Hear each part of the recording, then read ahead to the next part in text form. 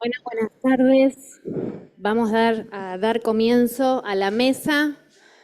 Los que quieran venir, Están cordialmente invitados.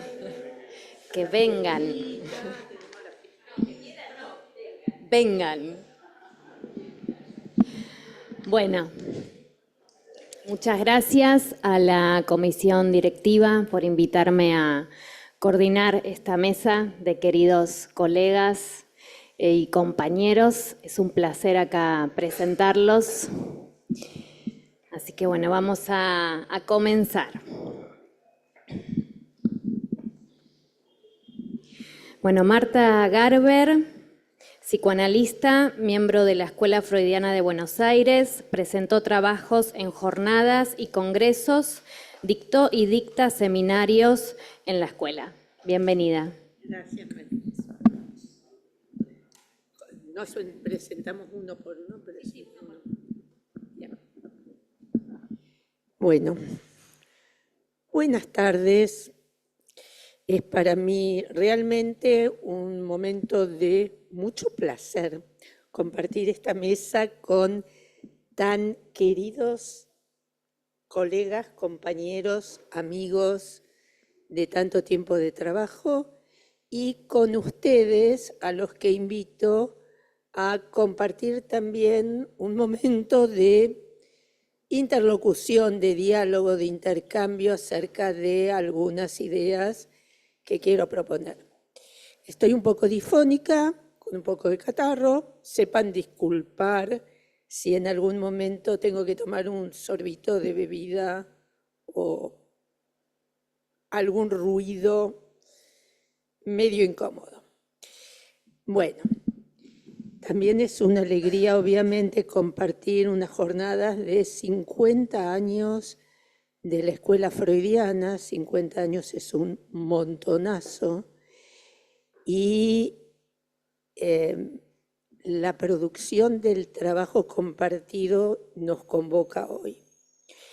Este texto es producto de un trabajo que venimos realizando en un cártel hace casi 2 años, donde nos propusimos abordar la cuestión del odio-enamoramiento en la transferencia. Siempre me aparecen estas cuestiones interrogantes acerca de la posición del analista, el trabajo del analista y qué es lo que se produce en una cura. En la praxis psicoanalítica se ponen en juego dos posiciones que serán ocupadas de manera asimétrica. Está quien demanda análisis y que contingentemente advendrá analizante, y la otra posición que implica una presencia, la del analista. A partir de la lectura de textos de Freud y Lacan y de recortes clínicos de los análisis que conducimos, fuimos compartiendo en este cártel interrogantes y conclusiones, especialmente acerca del odio y la agresividad jugados en la relación transferencial. Cuestiones de esta índole aparecen como indicadores y síntomas que dicen acerca de la estructura de quien consulta. También reclamos, quejas al analista, falta de angustia, agresividad como modo de relación a los otros. En el escrito de Lacan, La agresividad en psicoanálisis, Lacan propone a la agresividad como un intento de subjetivación, un primer esbozo de diferenciación con el otro con minúscula. Es necesaria la pulsión de muerte como instancia de separación. En tanto no se tramite esta separación, el sujeto queda alienado especularmente al otro.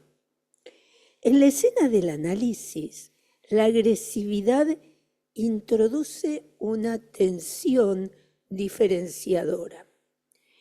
quien consulta supone un sujeto supuesto saber a quien se le demanda que alivie su sufrimiento. Este sujeto supuesto saber está destinado, como dice Lacan, a no satisfacer las demandas del sujeto para que aparezcan los significantes a los cuales está alienado. Y al final, caer de ese lugar para que advenga un sujeto advertido de su fantasma y apropiado de su deseo. Venimos insistiendo en la línea del deseo que también han planteado anteriormente. Pero agresividad no es violencia. La agresividad es una función psíquica que da lugar a que emerja un sujeto. La violencia busca anular, arrasar a aquel a quien se dirige. En un análisis se precisa de otro para jugar el juego, pero ese juego implica reglas que lo regulen y que sean respetadas. Lacan diferencia entre agresividad estructural y agresividad intencional. La agresividad intencional, dice, roe, disgrega, conduce a la muerte.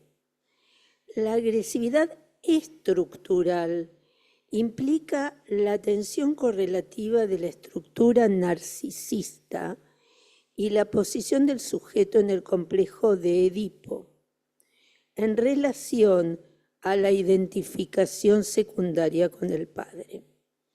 Está a veces conectada a imagos del cuerpo fragmentado, imagos de mutilación, destripación, devoración. Estas imagos se aprecian también en ciertas prácticas aceptadas socialmente, como tatuajes, circuncisión, modas, cuestiones que tocan el cuerpo, lo muestran, lo ponen en escena de ciertos modos. Son puntos que atraen la mirada hacia ciertas partes del cuerpo, recortándolas. Implican la relación del hombre con su propio cuerpo. En tanto estén anudadas en modo Borromeo, real simbólico imaginario, es posible operar con un cuerpo que puede ser dicho e imaginado. Las imagos apuntan a la producción de identificaciones, producciones que recortan también rasgos y puntos de goce del sujeto.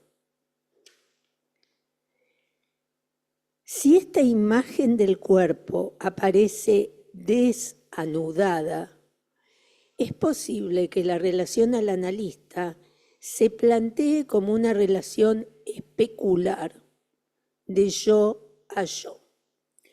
Esta posición deja por fuera la posibilidad de un discurso que diga alguna verdad del sujeto.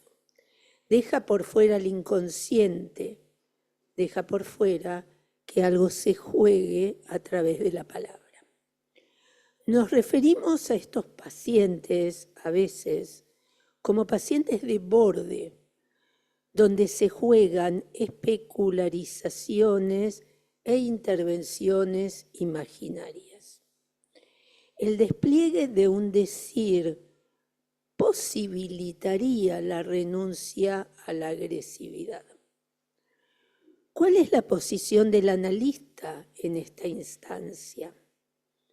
Propone Lacan, en el texto de la agresividad, que el analista advertido, me llamó la atención esta cita, intente evitar que la intención agresiva en el paciente encuentre el apoyo de una idea actual en nuestra persona. ¿Cómo se haría, no?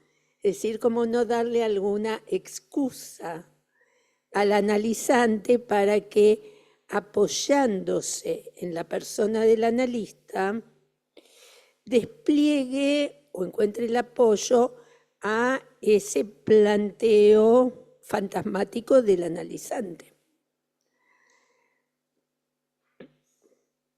Y esto implica cómo hacer para poner en juego la abstinencia del analista. ¿Dónde nos ponemos? ¿Cómo nos ponemos? Digo, nos ponemos de una manera muy, digamos, coloquial. ¿Qué quiere decir que nos ponemos? No es una posición calculada.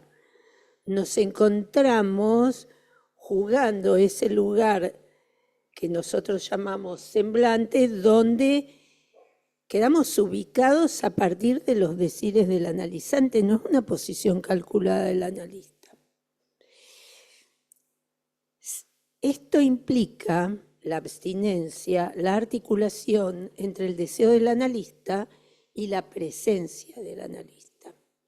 Ciertamente hay resistencias que se ponen en juego en un análisis. Las resistencias del analizante, las resistencias del analista, la resistencia del analista y la resistencia misma del discurso.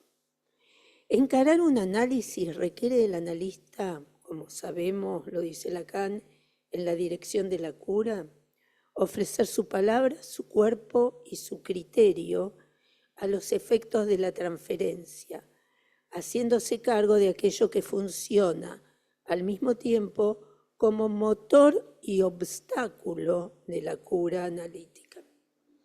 Ser tomado en el lugar de semblante de objeto A tiene un costo para el analista. Bueno, eso así por lo menos lo vengo trabajando y pensando. Lacan en el seminario 11, en la clase 10, presencia del analista, afirma que la propia presencia del analista es una manifestación del inconsciente. Define al inconsciente como la suma de los efectos del significante. El inconsciente es la certeza que yerra. Se trata de un campo que por su propia índole se pierde. Y allí la presencia del analista es irreductible por ser testigo de esa pérdida. Esta presencia jugada en la escena del análisis implica necesariamente un cuerpo presencial o virtual que sostenga la escena. Una imagen, una voz en un decir que recorte algo de la verdad del sujeto, produciendo ese efecto de corte que ubica la posición fantasmática de goce al que proponemos al analizante hacerse cargo de él para conmoverlo. La pandemia instaló la virtualidad en los análisis. El fin de la pandemia devolvió los cuerpos a los consultorios. Hace poco tiempo, un analizante de época de pandemia, al que yo nunca había visto y él nunca me había visto, pidió venir a una sesión presencial. Se presentó con una caja de alfajores y dijo: no me parecía correcto venir sin traerle un presente. Fue muy tierno. Y además los alfajores Habana estaban buenísimos. Presente presentificado. Presente que instala una presencia, la de los cuerpos en este encuentro. La marca del análisis desplegado en el tiempo posible transcurrido. No es lo mismo la presencia que sostiene un decir que la presencia solo anudada a una voz sin cuerpo. Todas las sesiones habían sido telefónicas. Le dije: Juan, es usted más alto de lo que yo imaginaba.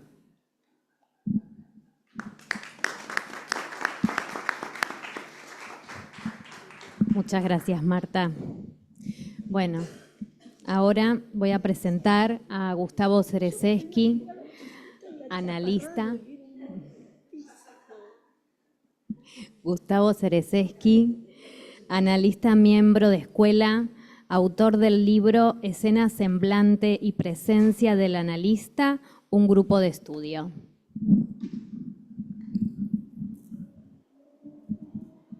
Bueno, gracias. Me sorprendí porque estoy acostumbrado a ser el último, pero T es después. ¿Hay algo después? Ok. Bueno. Muchas gracias a la comisión directiva, a la comisión organizadora, a Marilis, que me ha cursado la invitación. No, en realidad yo pedí, no me invitaron, pedí. No quiere decir que no haya sido invitado. La URI quería, claro, estamos acostumbrados a ser invitados, pero sí, es verdad, pues fueron los primeros que... Bueno, el texto que escribí se llama The Truman Show, final alternativo. La travesía o el llamado atravesamiento del fantasma puede tener algunas representaciones imaginarias interesantes en el séptimo arte.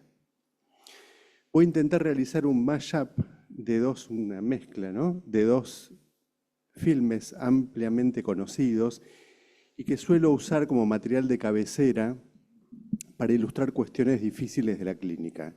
En este caso, el llamado atravesamiento del fantasma. Cuestión clínica espinosa en cuanto que es en su construcción y su atravesamiento que se juegan lo que podríamos llamar las encrucijadas de los finales de análisis. Finales que a veces exquisitamente encallan en tiempos avanzados, aparentando ser salidas de encerronas sintomáticas, siendo en realidad impases con apariencia de final. Es también en estos casos en los que se pueden producir accidentes, a veces inevitables, de esos que podríamos llamar salidas canallas del análisis. Así como cité la película de Truman Show, también voy a citar otra que es The Matrix. En Truman se trata de un individuo que ignora que es objeto de un gigantesco reality show, que lo toma como protagonista involuntario de una puesta en escena a su medida. Él sufre de una fobia artificial fijada en una escena en la que durante una tormenta que irrumpe mientras padre e hijo navegan, el padre de Truman, niño, cae y muere ahogado, arrastrado por la corriente. Esto desencadena en nuestro protagonista una fobia al mar y la imposibilidad de atravesarlo, con lo que el director de escena se asegura de que Truman permanecerá neuróticamente encerrado en el gigantesco set rodeado por agua. Truman va descubriendo, primero por indicios sutiles y luego por evidencias incontrastables, que el escenario que cree que es el contexto de su vida no es más que un set de TV, tras cuyos decorados van apareciendo las parafernalias que sostienen puras apariencias. Lo que él creía que era es otra cosa, y los personajes que rodean su vida son actores que cumplían un papel en la medida en que él, ignorante, cumplía el suyo. Basta que Truman empiece a poder construir otra escena para que la realidad a su alrededor se subvierta hasta el estallido final. Este se produce cuando se enfrenta al amoroso pero también manipulador director que lo considera un hijo del que no se quiere desprender. Truman decide enfrentarse al abismo y se toma el buque. Este literalmente choca contra la pared del decorado pintada de azul cielo, sube por una escalera que da a una puerta que es una salida del set. Final feliz. Este final de topología esférica es la misma en la que el neurótico cree cuando aún desconoce en qué consiste ese encierro. En The Matrix, Neo, el protagonista, sabe que su realidad es un invento de una supercomputadora inteligente, pero decide aventurarse a descubrir la otra escena real desde la que se manejan sus hilos invisibles. Confía en sí mismo, Cuando pierde el miedo, puede leer la Matrix y puede entonces ver a través de las apariencias. Esta última salida en la que Neo descubre la castración del otro, en cuanto deja de creer en ese otro, es una salida diferente que la de Truman. En este descubrimiento, Neo pierde todo miedo, toda falta, y pasa a tomar el semblante de aquel que había sido su enemigo. Es lo que podemos llamar una salida canalla del fin del análisis. El sujeto ante la castración del otro puede elegir asumir, dice de manera brillante Gerard Pommier, gracias a sus análisis, la posición de poder de aquel que sabe qué es lo que determina al deseo. Se establece así una identificación con esta potencia primera en el momento mismo en que su poder prescribe. Truman, en un paso de comedia tal vez no exento de algún duelo, toma la salida. Neo la conquista. Freud nos da testimonio de su propia salida del fantasma en su famoso Recuerdo en la Acrópolis. De este texto rescato el asombro de Freud por caer en la cuenta de ser y no ser aquel que admiraba desde abajo al gigante que lo protegía. Ser todavía el que se asombra y ya no poder volver a serlo. Son esos momentos en que el sujeto, si lo decimos en porteño, ya no puede volver a hacerse el boludo. Ese texto de Freud se acerca más a lo que podríamos llamar el atravesamiento del fantasma. No es una salida a lo Truman, no es ver la verdad desnuda a lo Matrix. Es un cambio radical en la posición del sujeto. ¿En qué consiste? O mejor dicho, ¿en qué existe ese cambio? ¿Hay un afuera? Si el fantasma es el objeto que el sujeto se hace ser respecto de un otro, de un gran otro, no barrado, como lo demuestra magistralmente Lacan en su formulación del fantasma histérico y que José Suerban me enseñó a leer, ¿sí? esa fórmula del fantasma histérico del seminario de la transferencia, ¿en qué consistirá o existirá su atravesamiento? Voy a tomar un breve fragmento de Reseñas de Enseñanza de Lacan, fragmento que me resulta luminoso respecto del lugar del fantasma para Lacan en la dirección de la cura. Lacan se inspira en el grupo de Klein, en el que tras haber ubicado 3 ángulos y 3 operaciones plantea: hay un cuarto ángulo.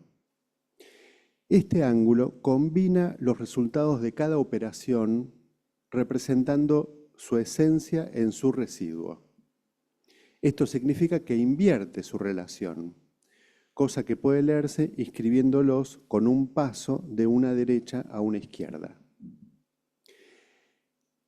El cuarto ángulo es el del fantasma, y los resultados de las operaciones, que son las de alienación y verdad, son el objeto y el menos phi, que invierte en su relación, se lee, es mi propuesta, como la inversión fantasmática que se produce en el llamado atravesamiento. Un paso de derecha a izquierda se lee como que el menos phi con el que leemos al sujeto pasa a ocupar el lugar de agente y el objeto que el sujeto deja de ser pasa a ser objeto causa. Con esto, la idea de atravesamiento que puede figurar el paso por una ventana o una puerta, como la de Truman o Neo, sería una idea neurótica con final feliz. El fantasma, planteo, no se deja atrás ni se abandona. Lo que se produce, esto es lo que intento transmitir, es una inversión de los términos. Hay un reverso. Esa verdad, como el otro lado del guante, ya no puede volver a darse vuelta sin denunciar la renegación en juego.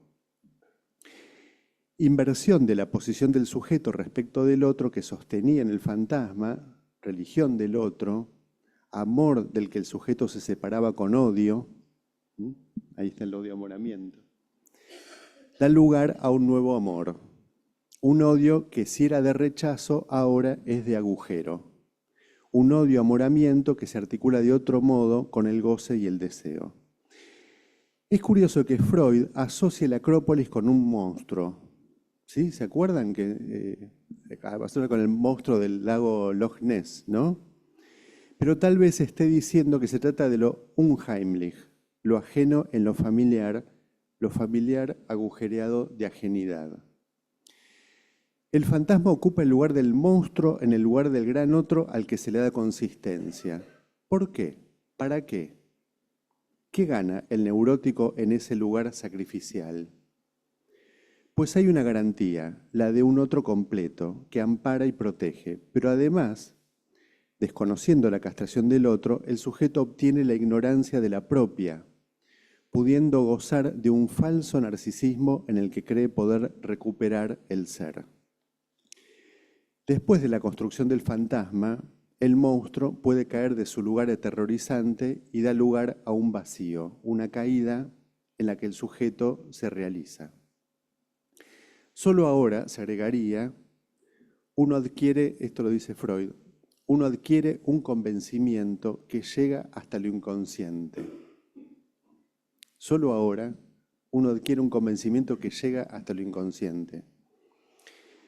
Y nos advierte de que se vive con incredulidad, enajenación y hasta despersonalización. Estas enajenaciones, dice, son unos fenómenos muy asombrosos, mal comprendidos todavía. Esto es Freud, ¿sí? Se las observa en dos formas. O bien es un fragmento de la realidad, el que nos aparece ajeno, o bien lo es uno del yo propio. En este último caso se habla de despersonalización. Enajenaciones y despersonalizaciones se copertenecen mutuamente. Estos sentimientos de enajenación o despersonalización son fenómenos comunes cuando alguien atraviesa el plano de las identificaciones fantasmáticas. Es el momento en que el objeto que el sujeto se hace ser en el fantasma cae, dejando vacante el lugar que ocupaba el falso self. Emerge el sujeto frente a la nada al que el otro queda reducido y el sujeto, siderado por un momento, no puede creer que el otro aterrorizante en el que tanto había creído era un fantasma que se desvanece frente a sus ojos para encontrar otra versión de ese otro. Ahora un pequeño otro deseante, con el que se puede establecer un nuevo lazo. El pequeño otro adquiere otra dignidad en su castración.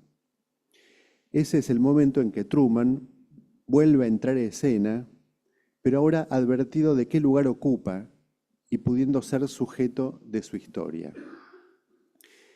Viajar tan lejos, llegar tan lejos, me parecía fuera de toda posibilidad, dice Freud, que como Truman descreía que pudiera ir más allá del padre. Solo que llegar tan lejos no es salir, sino volver a entrar al laberinto del que se salió, pero ahora se puede volver a entrar conociendo en qué consiste la encerrona, el mapa enrevesado de sus callejones sin salida. Una cosa es estar perdido dentro del laberinto, ansiando encontrar la salida, y otra, volver a entrar, pudiendo jugar con el goce, encontrarse y volverse a perder. Para concluir, es así que para terminar, imaginen para Truman un final alternativo. Sabiendo que es el objeto de una ficción, Truman conoce la salida del set, pero en el momento de tomarla triunfante, mira hacia atrás y recuerda un viejo deseo infantil, devenir otro que sí mismo, jugar a no ser, dejar de representar un personaje y vivir el vacío, habitar la pérdida, gozar de la soledad del desamparo, vivir la experiencia de la caída. Es así que sin revelar que ahora sabe, decide volver y fingir olvidar, que sabe que habitó una ficción y que ahora puede ayudar a otros a darse cuenta, si quieren, de la ficción en la que habitan.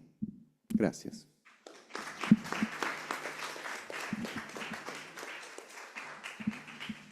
Bueno, muchas gracias, Gustavo. Bueno, ahora continúa Martín Trigo, analista, AME de la Escuela Freudiana de Buenos Aires, coautor del libro Corte y Empalme, lo real del síntoma. Bueno, gracias Marilis por coordinar esta mesa y a toda la comisión de jornada, muchas gracias, a la comisión directiva por esta oportunidad de traer algunas de las cosas en las que cada uno de nosotros viene trabajando. Y también pensé en un momento, son los 50 años, la jornada de los 50 años, bueno, voy a presentar un trabajo, dije. Esta querida escuela de tantos años, columna vertebral de lo que pude hacer en la formación como analista. No quería dejar de estar acá.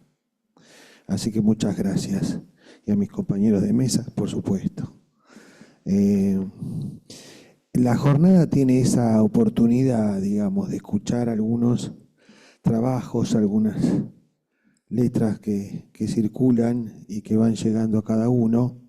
A mí me alcanzó, en relación al trabajo que voy a leer, algo que planteaba Carlos Paola ayer en el panel, cuando se refiere a no retroceder ante la neurosis actual.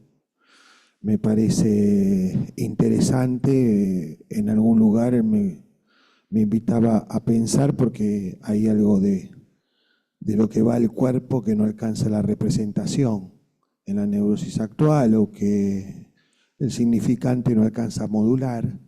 ¿Qué hacemos los analistas con eso?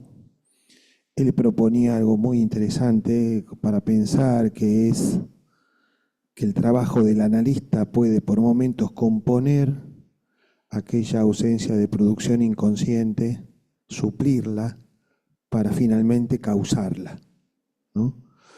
Me pareció muy interesante lo que él planteaba. Ahora le digo por qué y qué tiene que ver con lo que yo voy a plantear. También me pareció muy interesante lo que planteó Marcelo Eses, que en un momento hizo pie en una frase que va en esa línea, ¿no? Como el acto analítico como un acto performativo y nominante. Me pareció interesante ese modo de decir, y Carolina Pollack, cuando decía de la potencia poética del lenguaje, me quedé con esto de la potencia. Lo digo así porque lo que motivó mi trabajo tiene que ver con la clínica de nuestros días.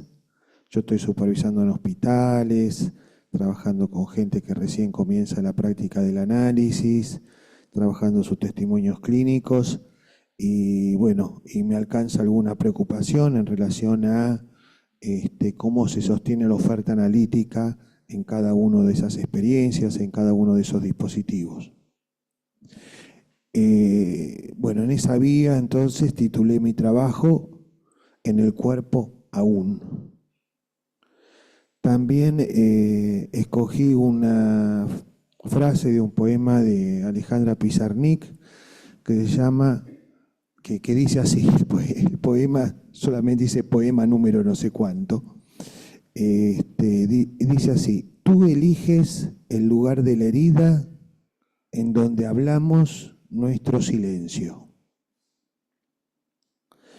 Leo, la convocatoria a la jornada del 50 aniversario de la EFBA, el psicoanálisis aún, me invitó a trabajar con lo actual de nuestra clínica.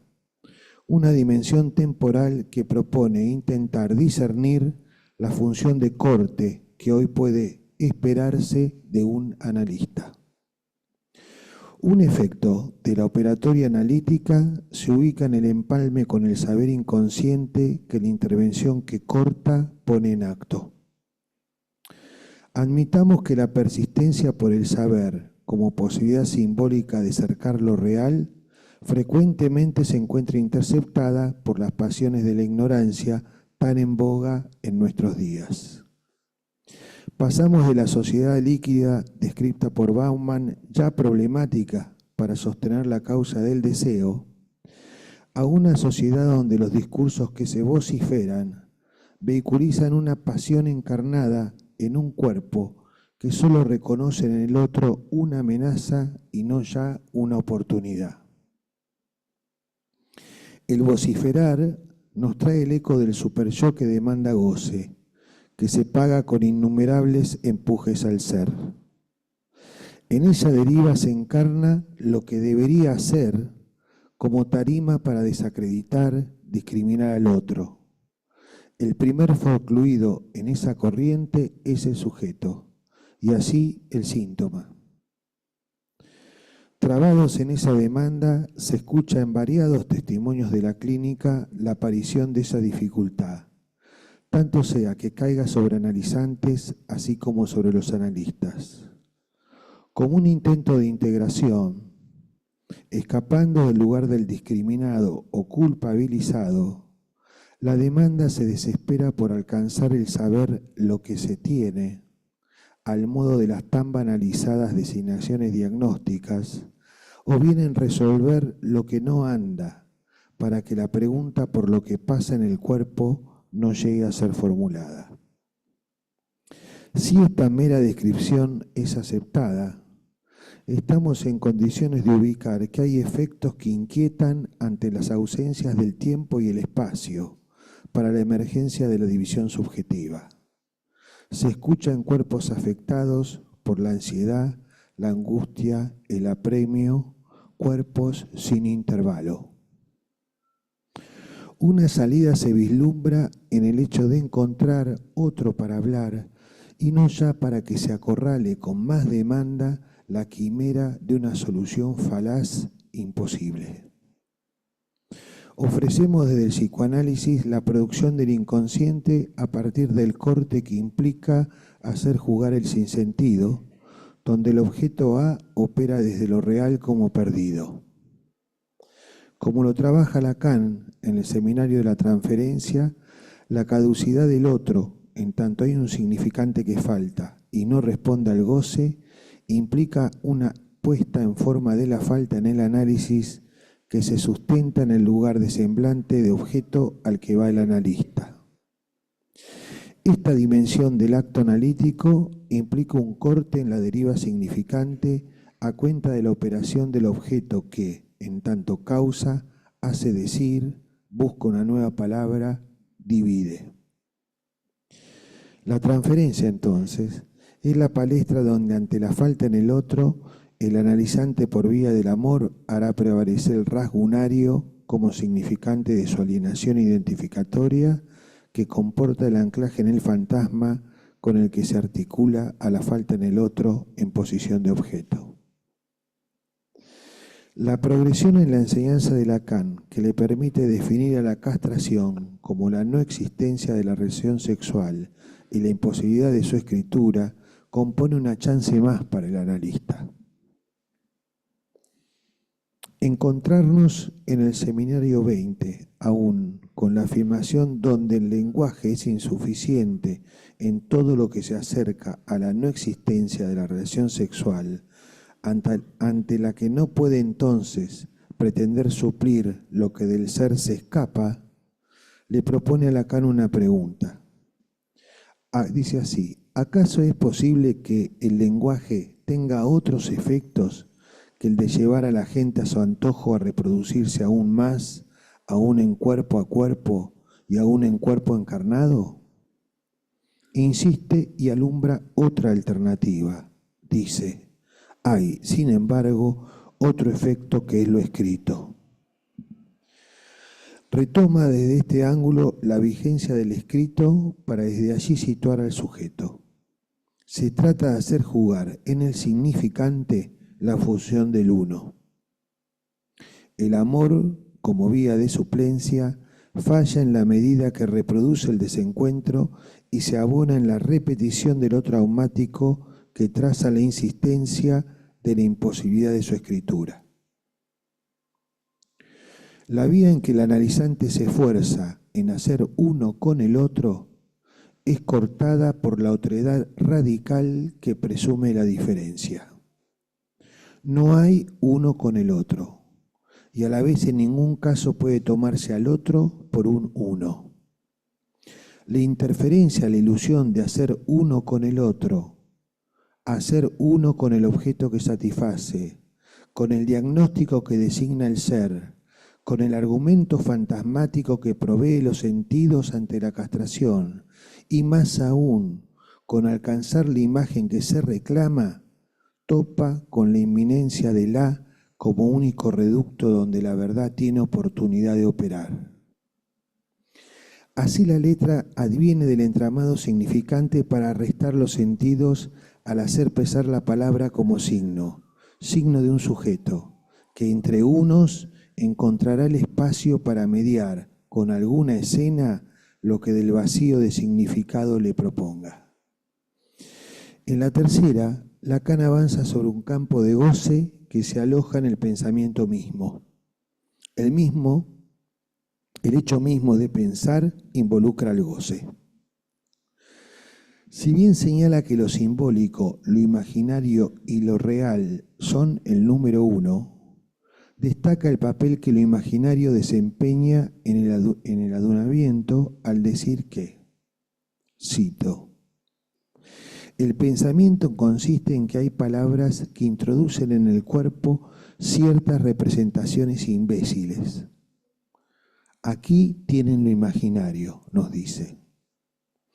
Registro que le da sentido a los otros dos, le da sentido a lo simbólico y a lo real.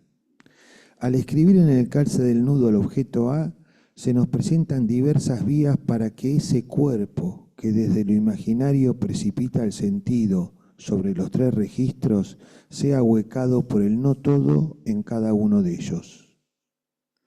Si obramos con pliegues conceptuales que nos permiten cernir el acaecer clínico de nuestras intervenciones, podemos atribuir a lo simbólico la insuficiencia del lenguaje en su pretensión de suplencia, a lo imaginario la opacidad de los efectos del lenguaje en el cuerpo y a lo real la imposibilidad de escritura de la no existencia de la relación sexual.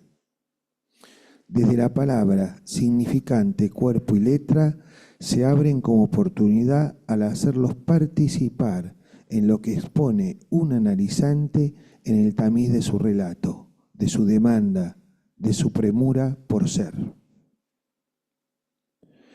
El objeto A se connota entonces como sin sentido desde lo simbólico, como abstinencia en el caso por caso que hace del cuerpo del analista una caja de resonancia en la escena misma, o bien como letra que caracteriza al significante como elemento de apoyatura para la producción de un nuevo decir, o como lo trae la clínica de estos tiempos, de un intento fallido de volver a hablar para dar en la tecla, esa que finalmente otra vez Ancor hace ruido al sonar. Ruido.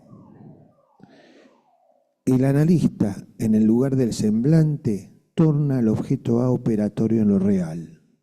Lacan nos dice que del objeto A no hay idea, y vuelve allí a surgir el uno como carozo del significante. Dice así: mi S1 solo tiene el sentido de puntuar, esa cualquier cosa. Ese significante letra que yo escribo, S1, significante que solo se escribe si se hace sin ningún efecto de sentido. Resumiendo, es lo homólogo de lo que acabo de decirles del objeto A.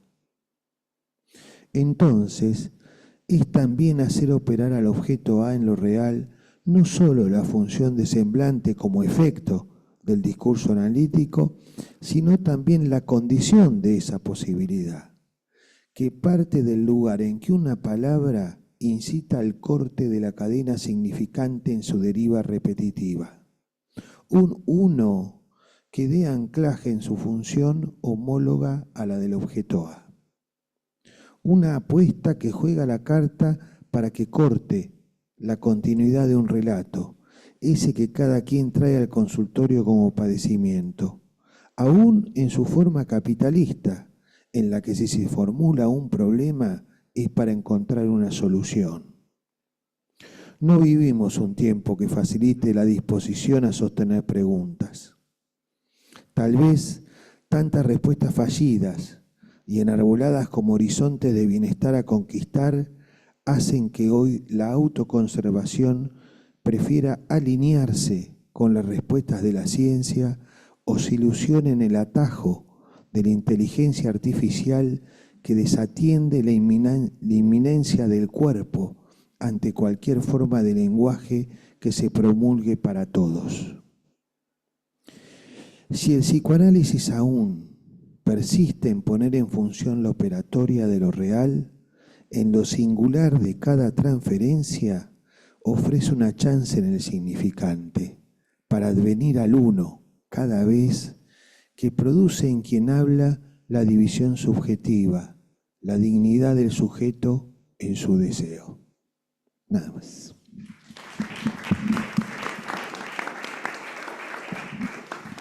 Muchas gracias, Martín, y bueno, a todos.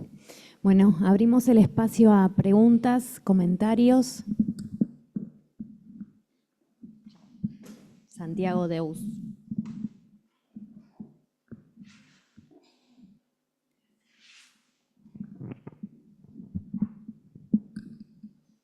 Gracias. Bueno, gracias a cada uno, cada una. Muy interesante. Yo quiero decir algo de lo que me fue evocando, el decir de cada uno y cada uno de ustedes. Marta, muy interesante. Me quedó resonando la cuestión de la violencia que busca anular y arrasar. Y pensaba en esto que planteabas también, el buscar anularse también, ¿no? Que se escucha o del lado de las toxicomanías o de ciertos pasajes al acto, ¿no? Como cierta preponderancia de la época, ¿no? En esto que traías del buscar anular y del buscar anularse. Bueno, Gustavo, muy interesante el recorrido que planteaste. Y bueno, me quedé pensando en esto de que no hay lugar a dónde salir, ¿no? Esta falsa idea de que hay una salida que buscar o que encontrar. Me resonó también con lo que estamos trabajando el seminario 21, el seminario de escuela, sobre el viator, el viaje, pero que no hay a dónde salir o no hay, esto me quedó, y esto que traías del asombro de Freud, ¿no? Que si acaso ahí no se trata tanto de buscar salir de, sino de ubicar la capacidad del asombro. Ahí donde el asombro tiene que ver, me resonaba con lo del incauto, esta posición del asombro, y también me sonaba el a-sombra, ¿no? El que se asombra a sombra, ¿no? Algo de la sombra y del objeto A, en esto que decías también de ver a través. Y ese asombro que implica una caída y una destitución, pero que va más allá de lo siniestro, que no es justamente algo del asombro que no es lo siniestro, no es el quedar tomado por lo siniestro. Y esto me resonó también con algo de Martín, que trajo esto de la otredad radical, la diferencia. Ahí me resonó esta cuestión del asombro de Freud y en torno a algo de cierto acceder a algo de esto, ¿no? De la otredad radical, la diferencia. Me gustó mucho lo que planteabas, Martín, de buscar una nueva palabra, esto de la potencia poiesis, que decías que retomaste del trabajo de Caro y de Marcelo Eses, de la potencia y la poiesis, del acto analítico, y quizás esa potencia es esto que ubicabas como buscar una nueva palabra, ¿no? Que como analistas estamos en ese viator, ¿no? De buscar una nueva palabra, decías que haga surgir, que haga jugar la fusión del uno.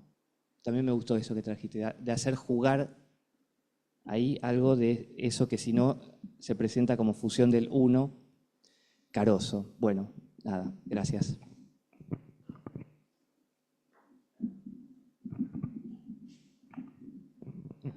Bueno, muchas gracias por los escritos. Y bueno, quería pedirles a cada uno de ustedes una pequeña ampliación de algunas cosas que me resonaron más, las que me resonaron más, ¿sí? A Marta te quería pedir si podías ampliar este tema de la propuesta de Lacan de que el analista esté advertido, ¿sí? De que no haya un motivo actual para agresión.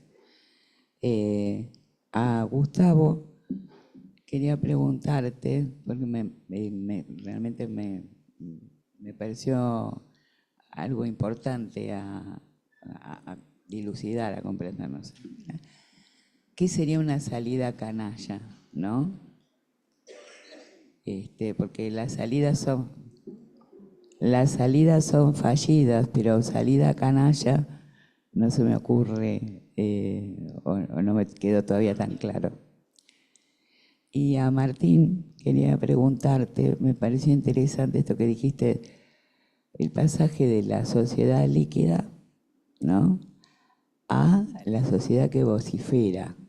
Y más allá de que descriptivamente está a la vista, me gustaría, si lo puedes ampliar en términos más cercanos, ¿sí?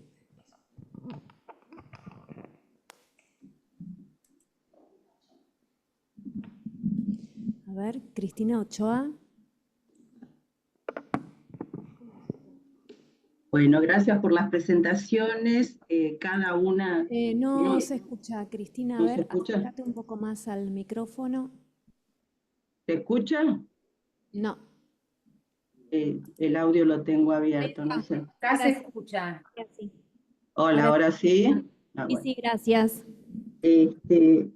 Bueno, decía que gracias por las presentaciones. Cada una han sido muy exhaustivas y llevarían como un desarrollo que merecería mucho tiempo. Pero en principio algunas cuestiones que se me armaron, también por la interlocución. Algunas preguntas. Voy a tomar algunas cuestiones de algunos de los trabajos, pero me parece que implica todas las presentaciones y algunas cuestiones que vengo escuchando. ¿Qué sería lo actual en la clínica o en nuestra clínica?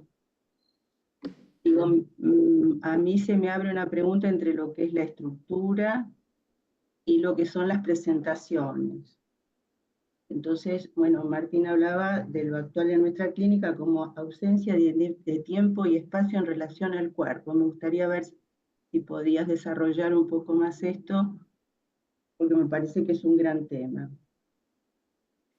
En relación a lo que planteaba Marta, muy interesante todo tu desarrollo, me quedó una pregunta que tiene que ver con lo que vos planteabas, creí entender, de una relación entre lo que es la identificación secundaria, salida del Edipo al padre, y creo que tiene que ver con lo que también traía Martín, por eso se me armaba algo por ese lado, lo que llamabas la imago de destripación o fragmentación.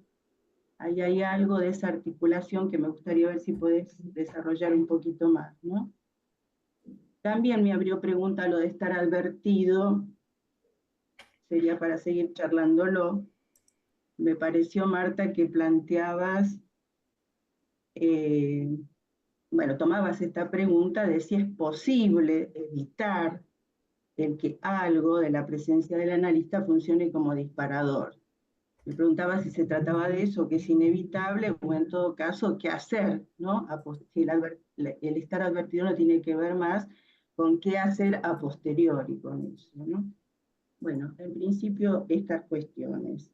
Y bueno, Gustavo me parecía muy interesante porque creía entender que más allá de esta ilusión de que atravesamiento puede ser una salida, no se trata de eso, ¿no? Me gustaría también si puedes desarrollar más esta cuestión de la salida canalla. Gracias. Muchas gracias, Cristina. A ver, ¿alguien más?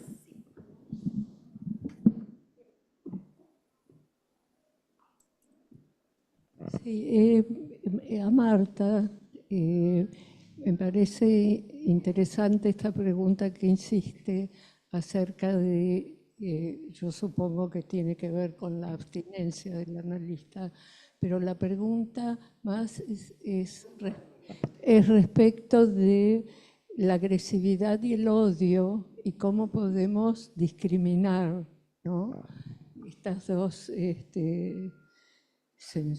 sentimientos, supongo que podríamos ponerlos, o respuestas.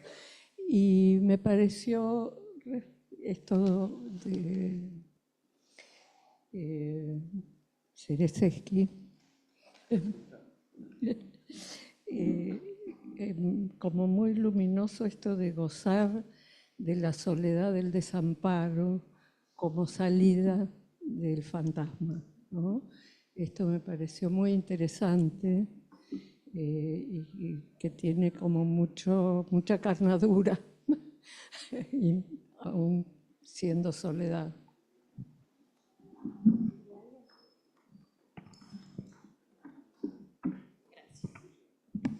Bueno, ahora vamos a la mesa. A ver, ¿quién quiere empezar? Le cedo la palabra.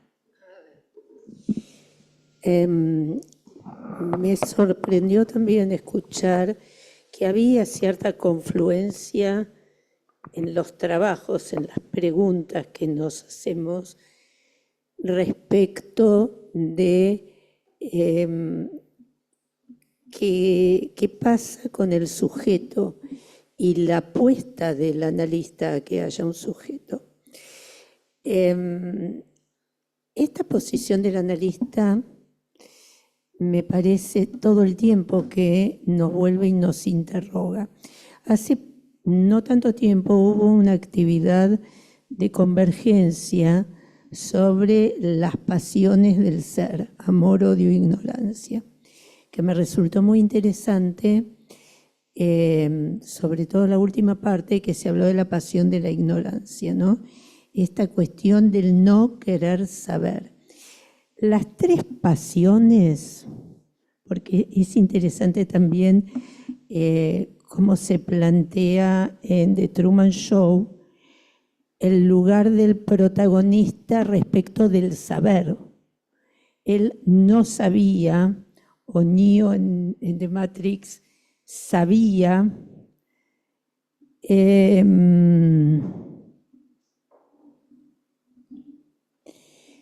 no entiendo. Bueno, sí, un minuto nada más. Esta cuestión de las pasiones como una manera de obturar el no querer saber de eso, el saber acerca de que no hay un ser, ¿sí?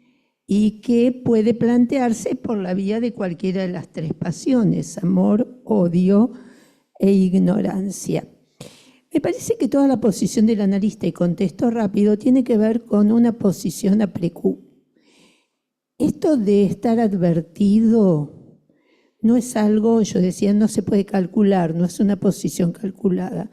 Uno se entera a precú en qué lugar y en qué posición quedó colocado en la transferencia, en la dirección de una cura, o en esta cuestión de la diferencia entre la agresividad y la violencia. ¿Sí? Son lecturas a posteriori, y como son lecturas a posteriori, uno se puede plantear en qué tiempo el analista puede intervenir, porque a veces esas lecturas a posteriori resultan en un pasaje al acto, o un acting out, o un corte que precipita a un sujeto en el mejor de los casos y a veces no. Son las contingencias de la posición del analista que hace que nosotros nos interroguemos entre otros, con otros, acerca de esto para repensar también nuestra posición como analistas en cada uno de los análisis que conducimos. Bueno, vamos por orden alfabético. Bueno, está muy bueno esto. Bueno, Santiago, sí me gustó lo que dijiste, esto del asombro, ¿no? De salir de la sombra también a través. Y claro, es esto, es la diferencia radical entre esa versión monstruosa del otro, que es una versión idealizada, ¿no? Y otra cosa, ¿no? Otra cosa. Bueno, esto me ayuda a pensar esto que Lacan dice en Du Semblant, cuando dice esto de que cuando se rompe el semblante se revela el goce, ¿no? que hay ahí, que hay atrás, ahí, atrás, ¿no? Claro, atrás porque el semblante velaba eso. Es decir, que esa otra versión, que no es la del monstruo, ¿no? Es otra versión que tiene que ver con esto que digo de la dignidad, de la castración del otro, le permite al sujeto ubicar qué sostenía, digamos, qué es lo que sostenía cuando sostenía el monstruo, ¿no? ¿Qué sostenía ahí? Y entonces, bueno, ahí ya no puede hacerse más el boludo, como decimos. Bueno, con respecto a la pregunta sabía que esto iba a ser una pregunta de Lidia y de Cristina. Me lo encontré por primera vez en un libro de Pommier, que es El desenlace de un análisis. Les leo la cita, porque la verdad que para mí es así como una cita de cabecera esta, porque me sorprendió mucho y me hizo pensar mucho. Dice, como consecuencia de la interpretación, el analizante puede identificarse con el deseo que lo causa.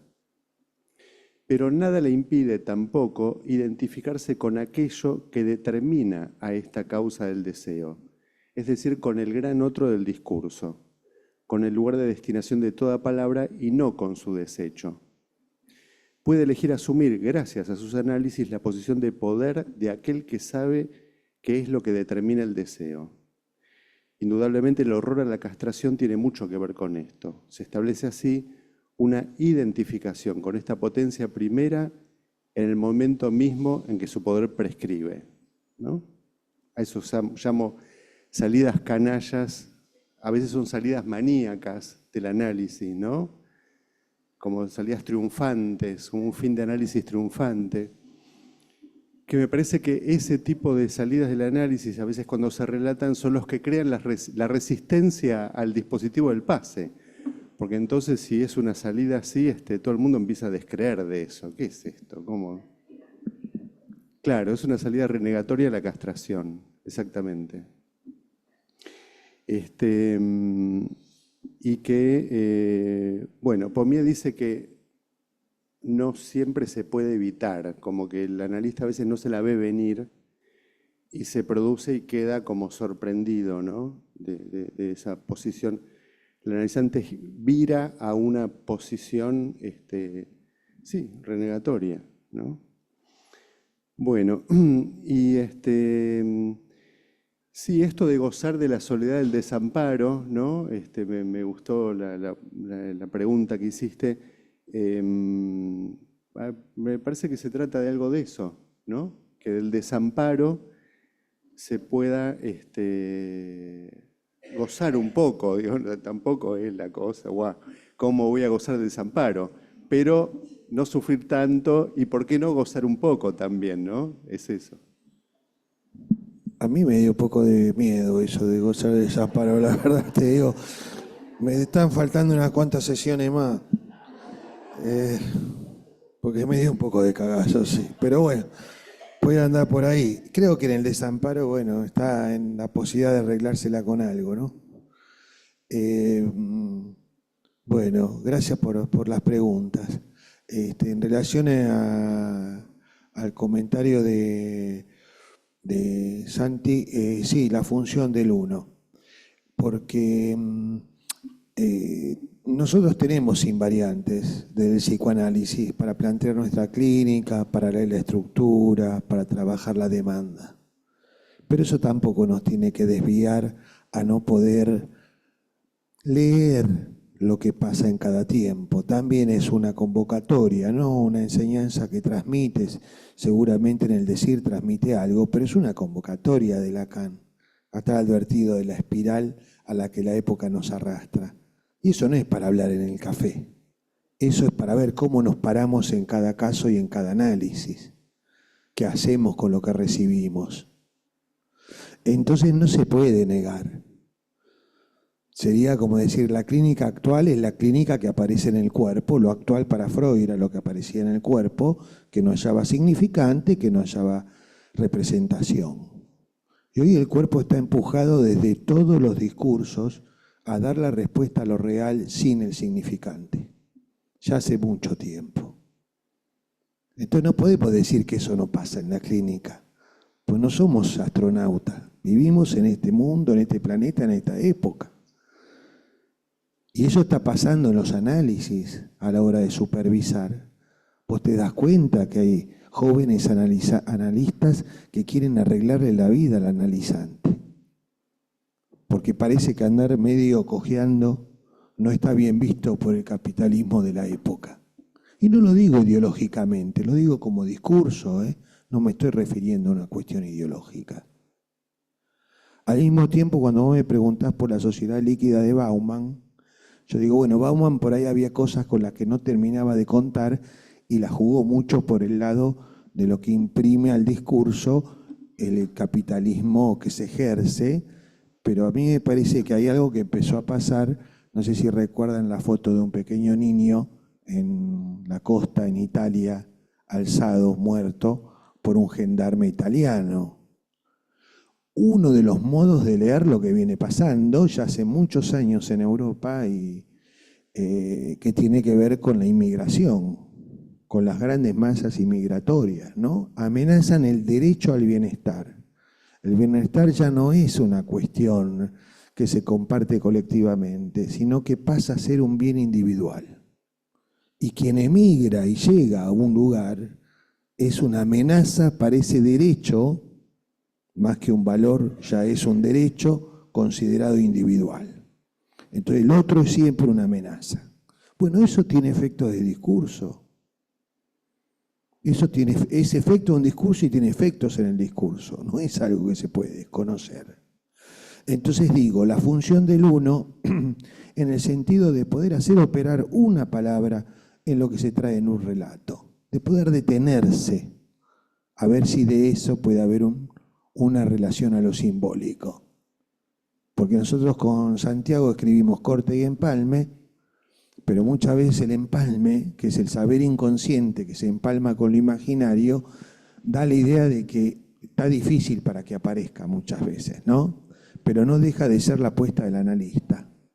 Entonces cortar es poner es entre otras miles de cosas, es poner a jugar en la función de uno a un significante. Bueno, paremos acá, a ver qué estás diciendo. ¿Esto de dónde lo traes? ¿Cómo es esto? ¿No? Hoy, dicho así, parece una cosa cotidiana, pero hoy en la época que vivimos eso es un montón, como dicen los chicos, ¿no? Entonces, digo, me parece que lo que el psicoanálisis propone es trabajar las distintas funciones de la palabra, servidos de la transferencia, servidos del deseo del analista, y a eso me dirigía, ¿no? La escansión en tiempo y espacio, que no se confunda la escansión y el corte con el rechazo de la demanda. La demanda se la aloja, se la trabaja, pero en el ritmo, en el timing de que haya una posibilidad de escansión. Porque si no, hoy todo se responde con el cuerpo. Y digo con el cuerpo está en la palabra, desde ya, está en la resonancia de la palabra, desde ya. Pero se vive como sentimiento. Lo que nosotros decimos, el cuerpo habita en la palabra, se vive como sentimiento en el cuerpo mismo, ¿no? Entonces creo que con eso tenemos mucho para hacer, y aún el psicoanálisis tiene mucho para hacer. Y lo último que digo es que si bien el pasaje a mostrar el sujeto en el anudamiento RCI es un giro en Lacan fenomenal en su modo de transmisión, soportar la idea de la castración en la no existencia de la relación sexual también es un giro excepcional, en el sentido de colocar la dimensión del otro en la otredad radical, no solamente en la falta en lo simbólico, digamos, y eso tiene consecuencias clínicas que nosotros podemos iluminar, porque por supuesto que estuvieron siempre presentes, están siempre presentes, pero podemos iluminar la consecuencia clínica de ir a la letra, de poner. Yo le digo mucho a los muchachos que supervisan conmigo, ustedes no se dan cuenta que cuando ponen a jugar una palabra con un analizante, ¿están leyendo?